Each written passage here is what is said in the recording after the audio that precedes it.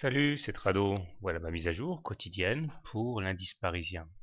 Et ben voilà, une belle preuve de l'efficacité de l'analyse technique, puisque hier je vous signalais que ceux qui voulaient acheter pouvaient espérer rentrer sur les 3348 qui correspondaient plus ou moins au comblement du gap auquel on avait assisté le 26 mai.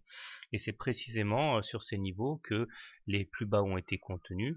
Et nous terminons avec une séance certes rouge, hein, comme peut en témoigner la bougie qui clôture plus bas qu'elle n'ouvre, mais avec une mèche basse qui peut être encourageante pour la séance de demain.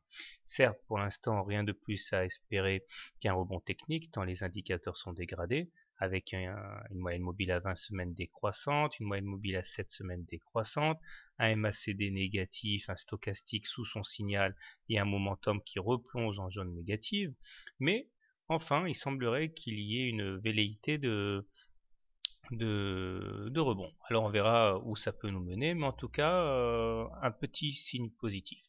Bon, bien sûr, rien de positif à long terme tant qu'on n'aura pas franchi cet oblique orange là. Mais bon, ça méritait d'être souligné.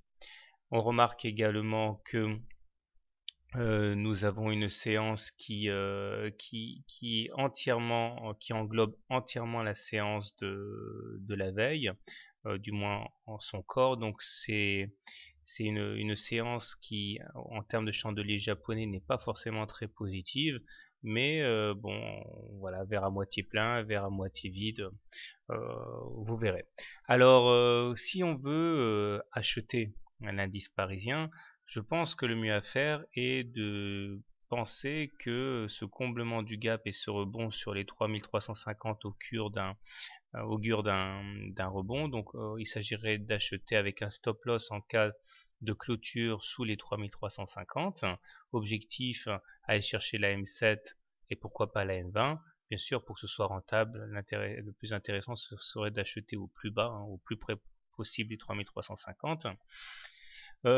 Si maintenant vous voulez plutôt vendre à découvert l'indice parisien, peut-être que le mieux à faire, c'est de vendre au contact de la moyenne mobile à 7 semaines, cette séance, ou en cas d'enfoncement de la moyenne mobile à cette séance.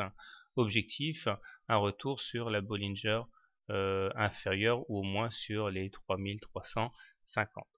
Donc voilà, je dirais que ma préférence pour demain va au trade haussier jusqu'à la M7 au moins.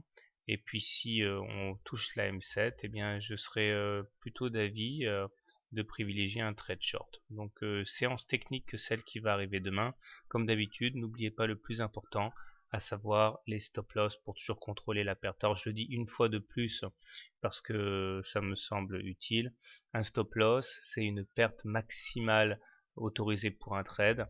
Alors soit vous le déterminez en termes de pourcentage du capital, voilà, vous dites je ne veux pas perdre plus d'1% de mon capital et je mets mon stop loss au cas où je toucherai cette barrière fatidique, soit vous le mettez sous un support, sous une résistance, etc. Voilà, bonne soirée, bon trade et à demain.